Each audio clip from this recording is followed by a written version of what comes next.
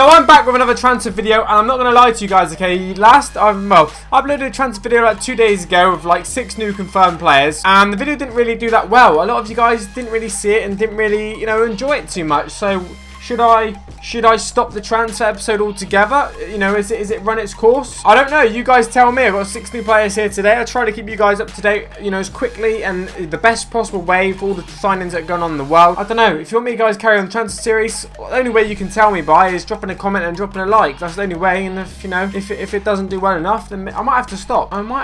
But I'm going to carry on with this episode here today. Let's adjust you over here slightly. So, we've got a player here today. We've got 6 players, of course, that have gone to brand new teams. So, the first one is one of the most expected ones of the transfer window. I'm not going to lie to you guys, okay? We've got Emre Can to Juventus. It's finally been done. It's finally been confirmed. So, yeah, he's, you know, since he's done, like, basically in the last day or so, you know, Liverpool have announced a video of him thanking all the fans for the memories. He's done his first interview with Juventus TV, if you like, or whatever they got going on over there. So, yeah, this transfer's one, you know, finally 100% confirmed. Of course, this has been going on for a very long time now. You know what? Like, I think we've known about this transfer for like 6 to probably maybe 12 months. I'm not sure. But anyway, Emre Can has finally finalised his move to Juventus from Liverpool on a 4-year deal, so a 4-year contract. Now, the 24-year-old Germany international joins the Italian champions on a free transfer. Liverpool announced on 8th of June that Can, who signed from Bayer Leverkusen, would actually leave the club when his contract expires in the summer. So yes, he's missed out on the World Cup squad, which is you know, allowed him to complete his transfer probably early. Flew to Turin like 2 days ago, I believe, and you know, finished it, completed it. So yeah, I feel like, you know what, I feel like this has been coming for a very long time now. I feel like this transfer, you know what, it's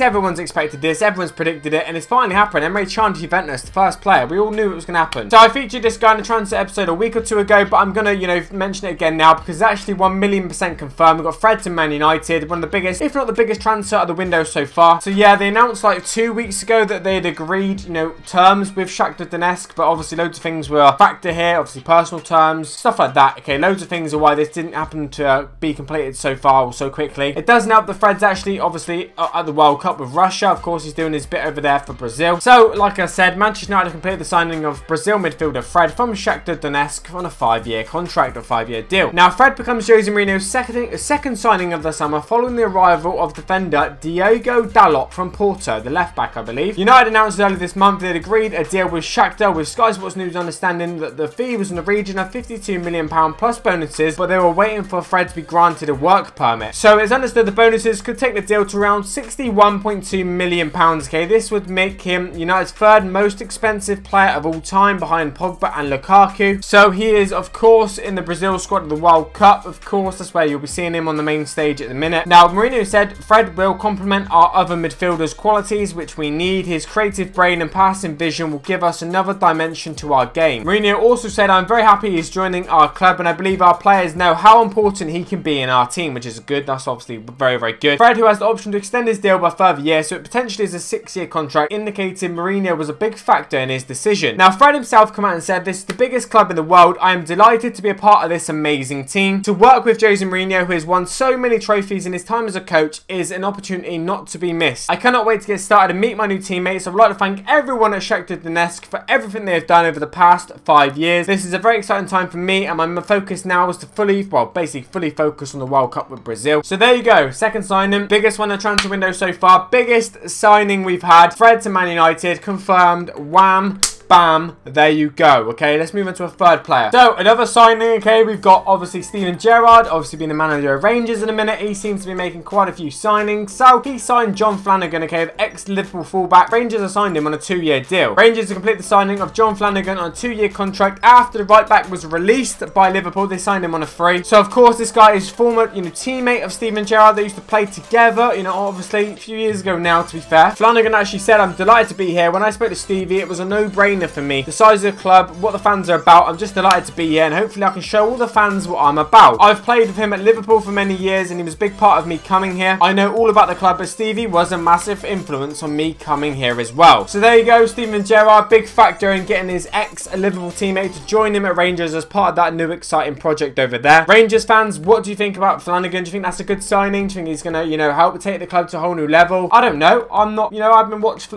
Flanagan for quite a few years, to be fair, so I'm not going to give an opinion at all. So there you go. There was the third player. It's time to move on to a fourth player now. Someone that I think is quite an interesting one. Leicester have signed midfielder James Maddison from Norwich in a 5-year deal. So Leicester signed midfielder James Maddison from Norwich for an undisclosed fee, believed to be in the region of around £20 million. The 21-year-old is agreed a 5-year contract at the King Power Stadium. Maddison becomes Leicester manager's third signing of the summer following the arrivals of Pereira and someone else, which are going to feature at the end of the video. Now, Puel actually said James is a wonderful player who is most exciting young talents in English football. One of the most exciting anyway. That's a big statement. He made a big contribution in Norwich City last season. I'm delighted that he's decided to make the step up to the Premier League and join Leicester. So there you go. Leicester making quite a few signings. They've signed some good players. I've been quite, yeah, to be fair, I've been quite impressed with what they've done so far, Leicester. And they signed what they believe is one of the most exciting young English talents in football. And hopefully, you know what, he might play well for Leicester. And this guy could be worth a lot of money in a few years. This could be a good investment for Leicester. Could be. So there you go. 4 players we've had a look at today. We've got 2 more to look at as well. We've got 2 Premier League signings to look at actually. Well, 1 player's left the Premier League. 1 player's staying in the Premier League. Premier League to another Premier League team. Let's feature them both. So we've got this guy, Everton defender Ramiro Funes Mori. He's joined Villarreal on a 4-year contract. He's finally left the Premier League, okay? The 27-year-old missed the majority of last season due to a serious knee injury, if you guys didn't know that. So yeah, he actually missed out on his place in the World Cup squad, probably due to injury, to be fair. So yeah, he's Villarreal's 3rd signing of the transfer window so far. He was, to be fair, Middlesbrough and a Mexican club, Monterrey, were trying to sign Funes Mori, okay? But Villarreal won the race for his signature. Now, he will train alongside ex-Arsenal playmaker Santi Cazorla, who's spending the pre-season at the club as well. So